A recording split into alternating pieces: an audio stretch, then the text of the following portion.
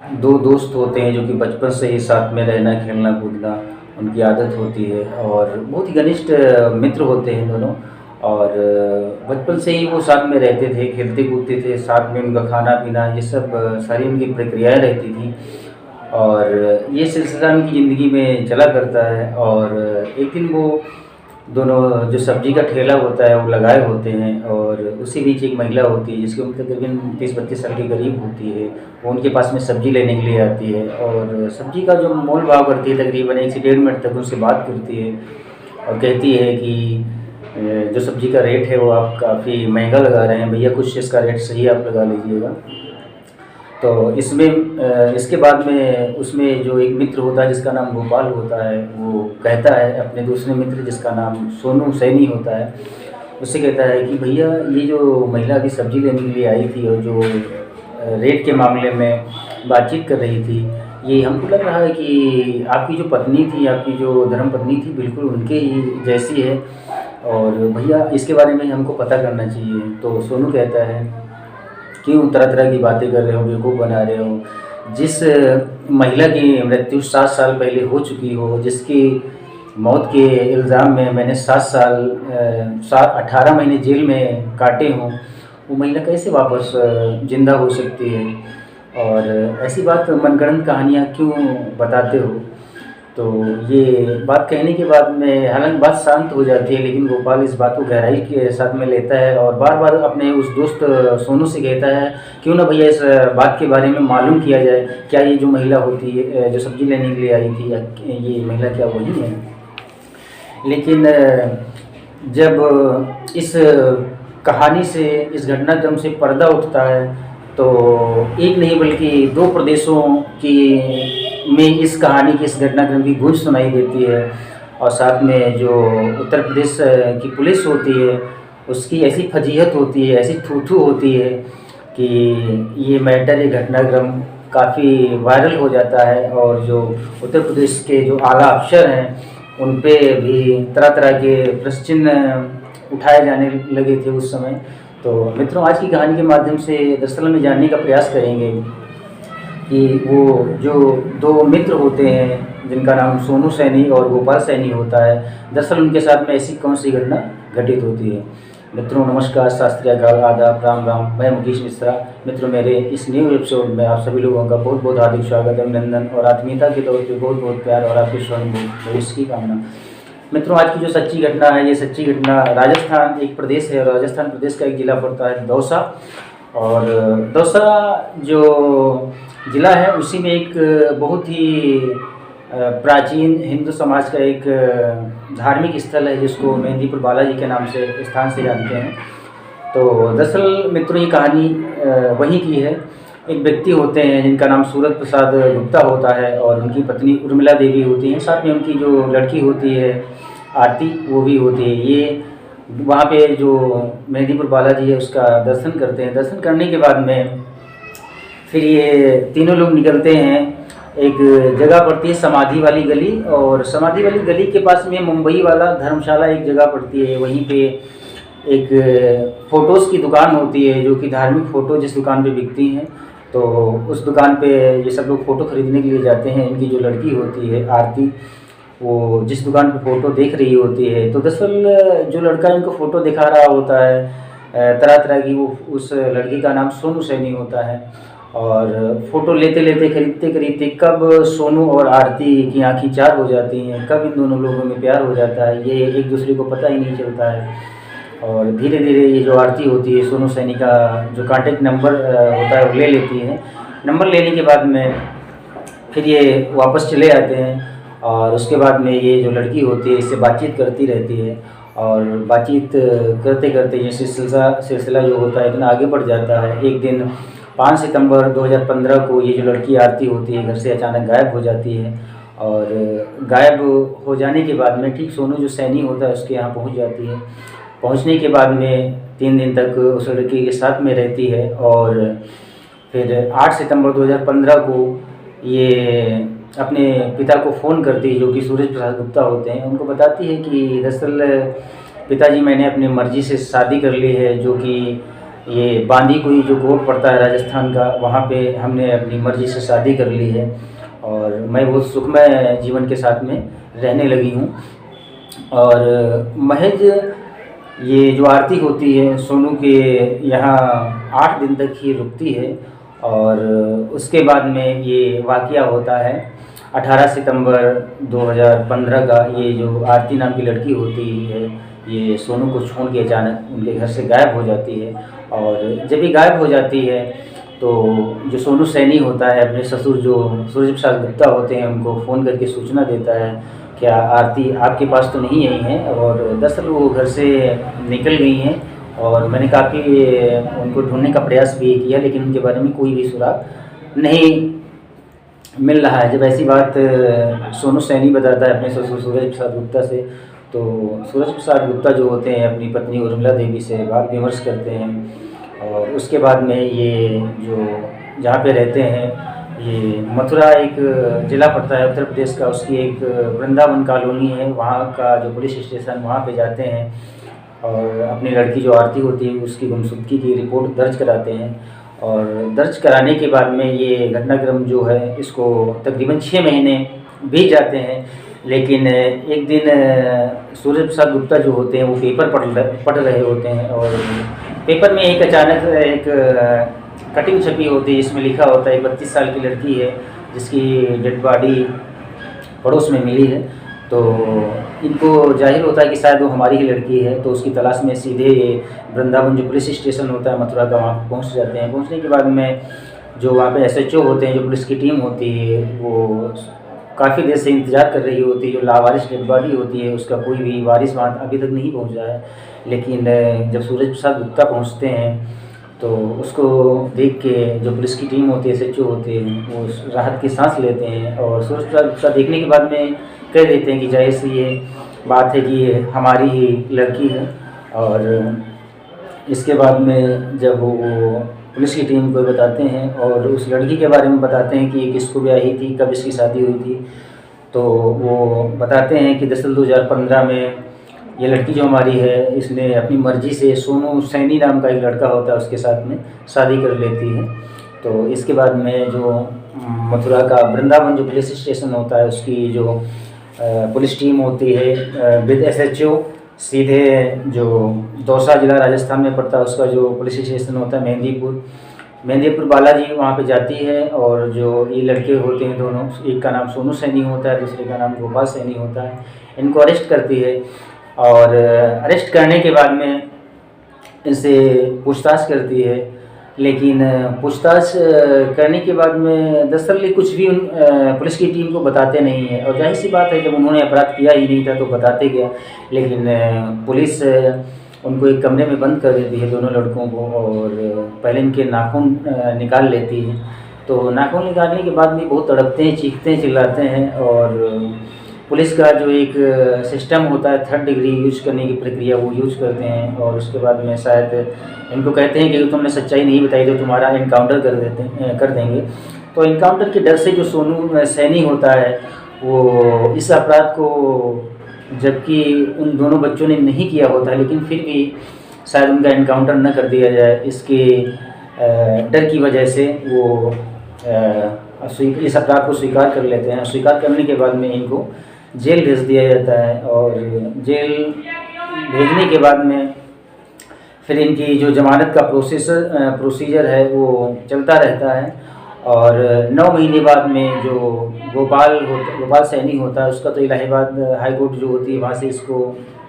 जो इसकी बेल होती है वो एक्सेप्ट कर ली जाती है और इसको जमानत मिल जाती है। लेकिन जो सोनू सैनी नाम का लड़का होता है उसको 18 महीने वो जेल में रहता है। उसके बाद में उसकी बेल एक्सेप्ट की जाती है और वो घर छूट के वापस आता है। और जब घर वापस छूट के आते हैं तो गोपाल सैनी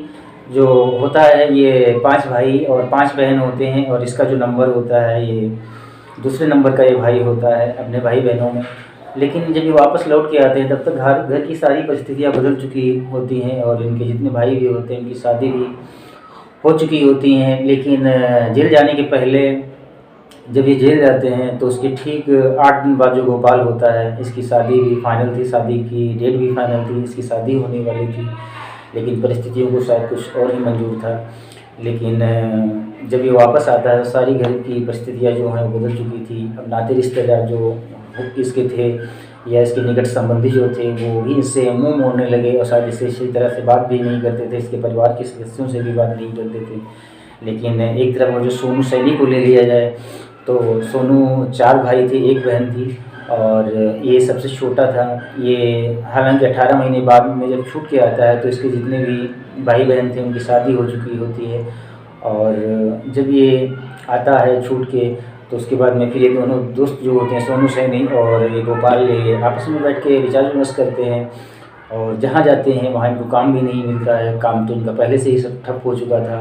और जहाँ जाते हैं वहाँ इनको हीन भावना की नज़र से देखा जाता है, आदमी रिस्पेक्ट नहीं करता है, इनको काम नहीं देता है। इसके बाद में ये परेशान होने लगते हैं और फिर इस घटनाक्रम को धीरे धीरे 7 साल बीत जाते हैं और 7 साल बीतने के बाद में फिर ये धीरे धीरे एक काम पकड़ते हैं और शुरुआत में एक जो फ़ोटो बेचने, जो धार्मिक स्थलों पे धार्मिक फ़ोटो बेचने की एक दुकान होती है उस पर काम करते हैं और कुछ दिनों के बाद में ये अपनी नई दुकान खोल लेते हैं। तो जब ये अपनी दुकान पे बैठे होते हैं तो उसी दिन एक लड़का होता है वो उनके पास में दौड़ता हुआ आता है और वो बताता है कि भैया एक लड़की है जिसको मैंने राजस्थान का एक बिसाला गांव पड़ता है वहाँ पे मैंने देखा है और वो जो आरती भाभी हैं बिल्कुल उनकी जैसी ही हैं और उनका जो एड्रेस है वो भी सेम ही वो है। वो औरैया जालौन की रहने वाली हैं, उनके जो आधार कार्ड है उस पर ऐसा एड्रेस पड़ा है।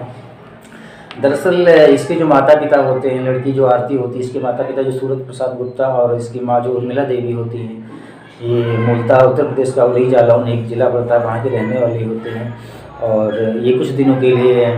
राजस्थान आए होते हैं। और राजस्थान जब आए होते हैं उसी समय ये मेहंदीपुर जो बालाजी स्थान है वहाँ पे ये गए होते हैं। तो इसके बाद में जब वो लड़का इनको बताता है तो बताने के बाद में अब जो गोपाल होता है इनको एक आइडिया देता है सोनू को कि क्यों ना भैया अब किसी प्रकार का एक आइडिया चुना जाए जिससे हम इस चीज़ का पता लगा सकें। तो बात विमर्श होने के बाद में ये दोनों ऊँट की खरीदारी करने के लिए अपना भेष बदल के उस गांव में पहुंचते हैं। तो जब उस गांव में पहुंचते हैं और उस ऊँट वाले व्यक्ति से बात करते हैं तो वो सीधे ये कहता है आप ऊँट खरीदो या ना खरीदो, इसके मात्र देखने पे ही आपको 500 रुपये देने पड़ेंगे। लेकिन हालांकि ऊँट लोग नहीं खरीदते हैं लेकिन ऊँट देखने की वजह से उस ऊँट के जो मालिक होता है उसको 500 रुपये दे देते हैं। लेकिन उनको उस दिन कोई कामयाबी हासिल नहीं होती है और जब इनको कामयाबी हासिल नहीं होती है तो उसके बाद में ये फिर प्लान करते हैं बैठ के जब प्लान करते हैं तो इनके मन में एक आइडिया आता है क्यों ना एक सब्ज़ी का ठेला लगाया जाए उसी गाँव में। अब ये दोनों जो दोस्त होते हैं एक सब्ज़ी का ठेला खरीदते हैं, उस पर सब्ज़ी खरीद के लगाते हैं और उसी गांव के हर एक गली हर एक मोहल्ले में जाकर के सब्ज़ी बेचते हैं। पूरा दिन गुजर जाता है, वो जिस महिला की तलाश इनको होती है वो महिला नहीं आती है। लेकिन अचानक दिन का 3 बजे का वाक़या रहा होगा, वो महिला आती है इनके पास सब्ज़ी खरीदने के लिए। तो जो रेट का भाव होता है उसमें कुछ तकरीबन 1 से 1.5 मिनट तक बातचीत होती है और वो महिला जो आरती होती कहती है